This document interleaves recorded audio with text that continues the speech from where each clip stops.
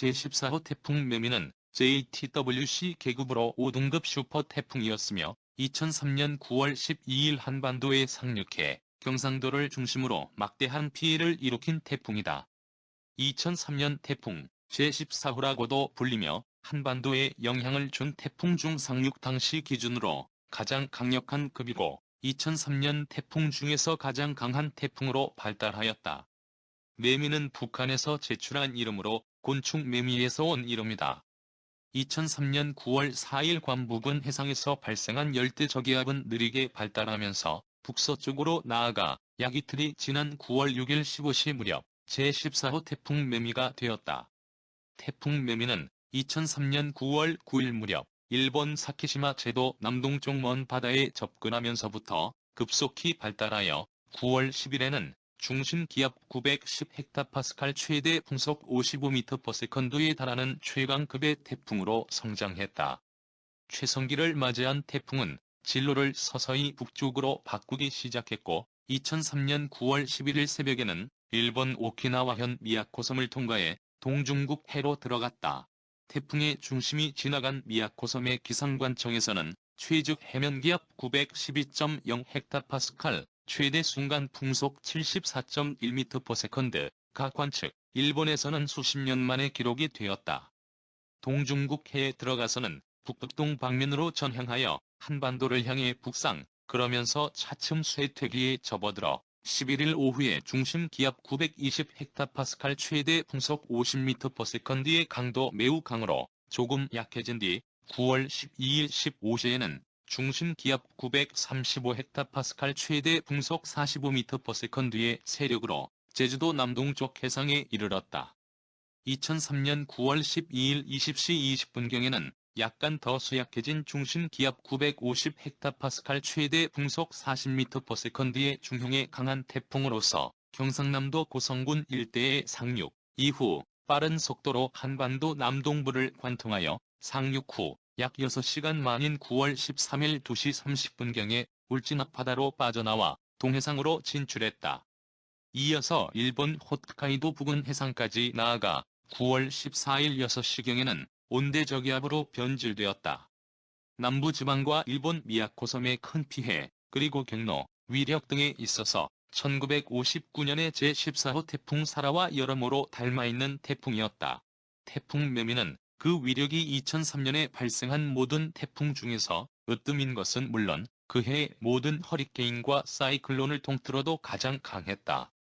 게다가 북위 30도 이북에까지 진행하였음에도 중심 기압 930헥타파스칼, 최대 풍속 50m/s 95킬로톤의 강도 매우 강에 해당하는 세력을 유지하였으며 북상하면서도 좀처럼 그 세력이 약해지지 않았기 때문에 한반도에 상륙한 태풍 중에서 가장 강한 중심 기압 950헥타파스칼 최대 풍속 40m/s 80킬로톤의 세력으로 상륙했다.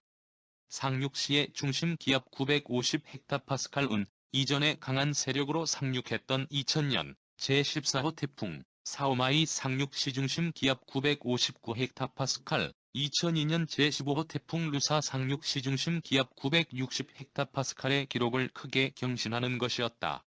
태풍이 이렇게 강력한 세력으로 한반도에 상륙한 원인을 꼽자면 당시 한반도 주변 해역의 해수면 온도가 평년보다 높았던 것과 비교적 빨랐던 태풍의 이동 속도를 들 수 있는데 평년보다 2에서 3도 높았던 해수면 온도는 태풍이 세력을 유지할 수 있는 조건이 되었으며 다소 빨랐던 태풍의 이동 속도는 태풍이 미처 수약해지기 전에 한반도에 도달할 수 있게 하였다.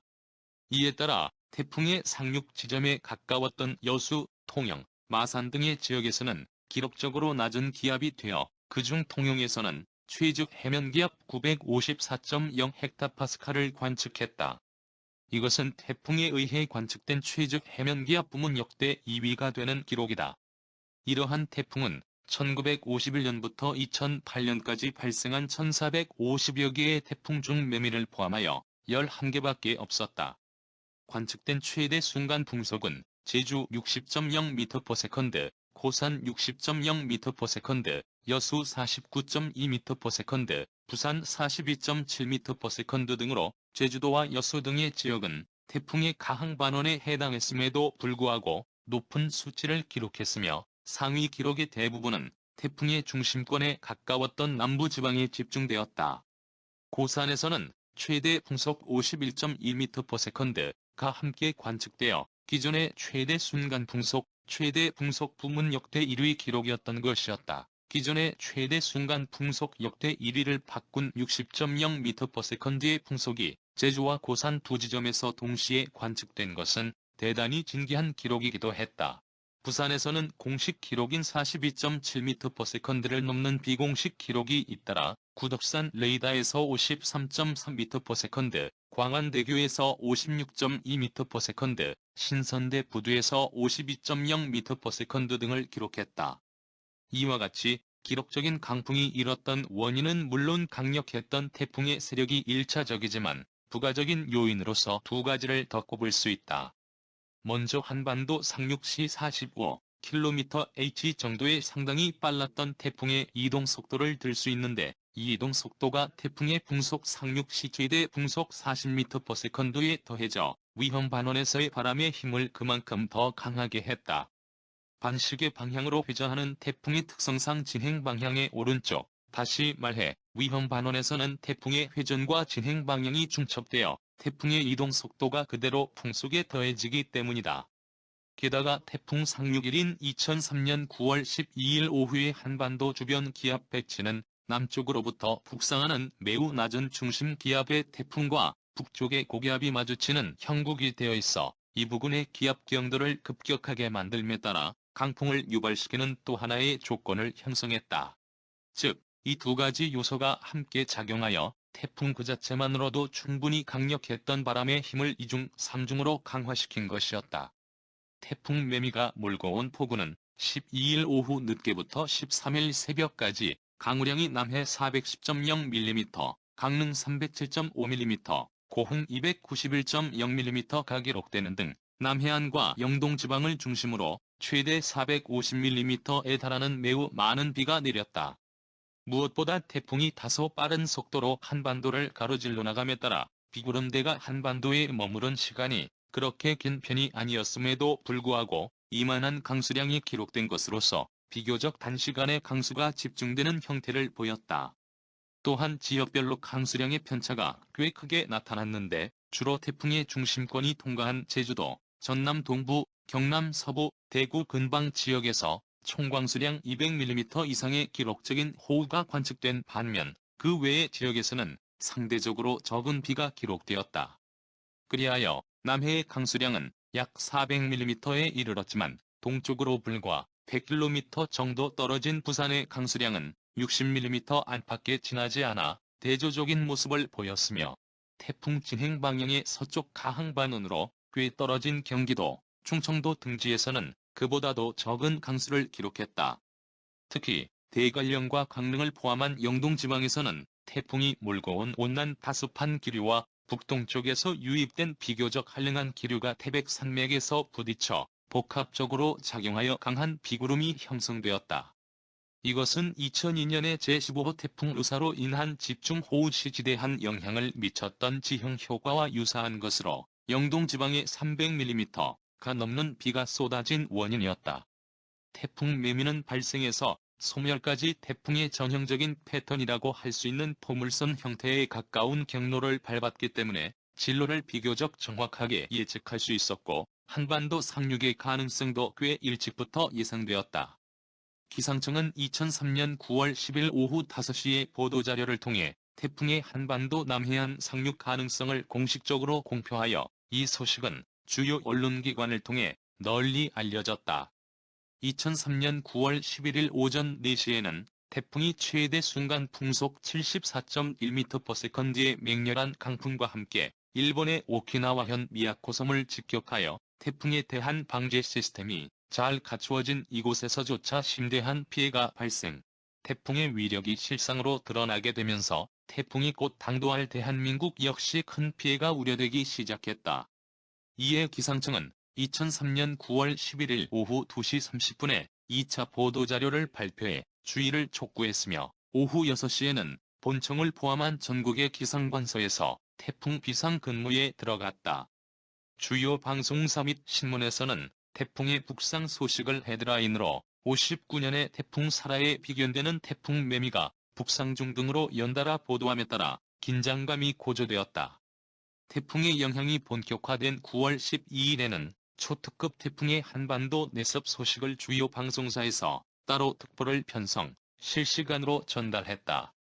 그러나 가장 중요한 순간에 정부 당국의 대처는 매우 미흡해 마산 지하 상가 참사 등의 결과로 이어졌으며, 또한 전봇대나 송전 철탑 등의 전기 공급 시설을 확실히 정비하지 못한 지역이 대부분으로 강풍에 의해 정전이 속출하여 이 일대는 뉴스 특보마저 시청할 수 없었다.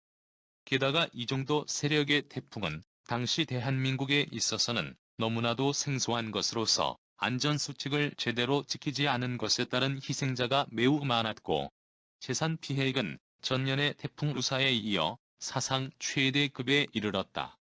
태풍 매미로 인한 피해는 역대급이었으며 다음과 같다. 태풍 매미는 각종 기록들을 경신하며 상당한 피해를 주었었다.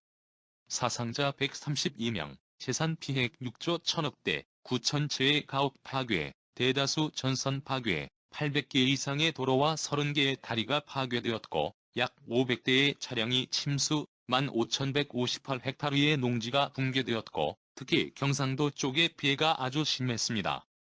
부산항의 80m 크레인을 무너뜨리기도 했는데요. 당시 부산의 항구는 아비규환이었습니다. 태풍 매미로 인한 피해가 워낙 커 수도권 일대를 제외한 전국 대부분의 지역이 특별재해 지역으로 선포되었다. 태풍 매미로 인한 해일 피해는 태풍의 상륙 시각이 남해안의 만조 시각과 겹쳐 가공할 만한 해일이 발생, 마산에서는 지하 노래방에 갇힌 사람들이 그대로 익사하는 등 10명이 넘는 인명피해를 냈다. 당시 마산의 고조 높이는 약 180cm로 예측되었으나 태풍에 의한 해일은 최대 439cm에 달해 예측치를 훨씬 뛰어넘었다. 해일을 예상하지 못했던 마산 당국은 제대로 된 대피령을 내리지 못했고, 설상가상으로 부두의 원목 수천여 개가 바닷물과 함께 밀려와 지하 건물의 출구를 막으면서 피해를 더욱 끼웠다. 부산에서는 해일에 가까운 높은 파도가 해안가를 휩쓸었는데, 이에 대한 신속한 대피가 이루어져 인명피해는 최소화할 수 있었지만, 해운대에 위치한 부산 아쿠아리움이 침수되고 해안가에 자리 잡은 많은 건물들이 폐허로 변해 재산 피해가 매우 컸다. 이 밖에 태풍을 피해 남해안에 정박해 있던 선박들의 피해가 상당하여 수천 척의 선박이 해일에 의해 파손되거나 침몰했으며, 도심에서는 해일에 밀려온 크고 작은 선박들이 널려있는 광경을 볼 수 있었다. 피해 지역이 워낙 넓었고 유입된 물의 양이 많아 복구가 늦어졌기 때문에 함께 밀려왔던 쓰레기 및 폐수의 처리가 늦어져 위생 상태가 나빴던 지역이 많았다. 그리고 태풍 매미의 바람으로 인한 피해도 역대급이었다. 태풍에 동반된 최대 순간 풍속 50m/s가 넘는 강풍으로 광범위한 지역에서 전신주와 철탑이 쓰러져 전국적으로 145만여 가구가 정전되는 초유의 사태가 발생했다. 특히 거제도 지역에서는 송전 철탑이 강풍에 파괴되어 약 4일 동안이나 전기가 공급되지 않아 주민들이 큰 불편을 겪었다. 고층 건물에서는 유리창이 바람에 의해 파손되는 일이 잇따랐고, 도심에서는 날린 간판과 뽑힌 가로수, 깨진 유리창 등이 뒤엉켜 굴러다녀 일부 거리는 마치 폭격을 당한 전쟁터와 같은 모습이 되었다. 날려지던 물체의 일부는 주차된 차량을 덮쳐 곳곳에서 파손된 차량이 수천 대에 달했으며, 부산항에서는 800톤이 넘는 컨테이너 크레인 11대가 강풍에 의해 무너지거나 궤도를 이탈하는 한편, 해운대에서는 7,000톤이 넘는 해상관광 호텔이 높은 파도와 강풍으로 전복되어 피해액은 헤아리기 힘든 수준이었다. 여기에 옥상에서 물건을 줍던 사람이 바람에 떠밀려 추락하여 숨지거나 폭풍 속에서 배를 살피러 나온 노인이 파도에 휩쓸리는 등 바람에 대한 경계심 부족이 인명피해를 가져오는 사례도 있었다. 이러한 바람 피해는 태풍의 위험반원에 해당했던 부산, 경상남도 지역에서 대부분을 차지했다. 태풍 매미로 인한 호우 피해도 역대급이었으며, 태풍이 통과하던 9월 12일에서 13일 사이에 쏟아진 폭우로 강원도 영동 지방과 경상남도 일부 지역에서는 400mm에 가까운 강수를 관측, 더욱이 이 강수량의 대부분이 태풍이 한반도 내륙에 위치했던 6시간 동안에 집중되어 짧은 시간 동안에 강렬한 호우로 산간 지역에서는 산사태가 발생해 주택가를 덮쳐 많은 인명피해가 나왔다. 호우에 따른 산사태의 위험성이 제대로 경고되지 않은 것과 대피 명령이 없었던 것이 주된 원인으로 지난 2002년의 제15호 태풍 루사의 교훈이 제대로 지켜지지 않은 것이다. 또한 단시간에 쏟아진 많은 양의 비는 곳곳에 하천을 범람시켜 농경지가 침수되고 주택가에는 물이 들어차 많은 이재민이 발생했다.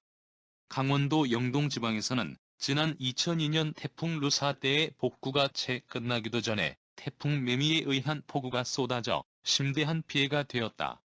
2022년 9월 2일 현재 강력했던 1959년 9월 18일의 태풍 사라와 2003년 9월 12일의 태풍 매미보다 더 강력한 슈퍼 태풍 2022년 11호 한남로가 부산을 향해 다가오고 있습니다. 2022년 9월 5일에서 6일 태풍 한남로의 영향이 가장 심해지는 기간이며 윤석열이 2022년 8월 8일 폭풍우에 대체하는 것을 보니 한숨밖에 나오지 않았고 갖가지 거짓말을 하여 국민을 개돼지로 여기는 행동과 언행을 보니 이번 태풍에도 정부는 무슨 역할을 할지 불안하기만 합니다.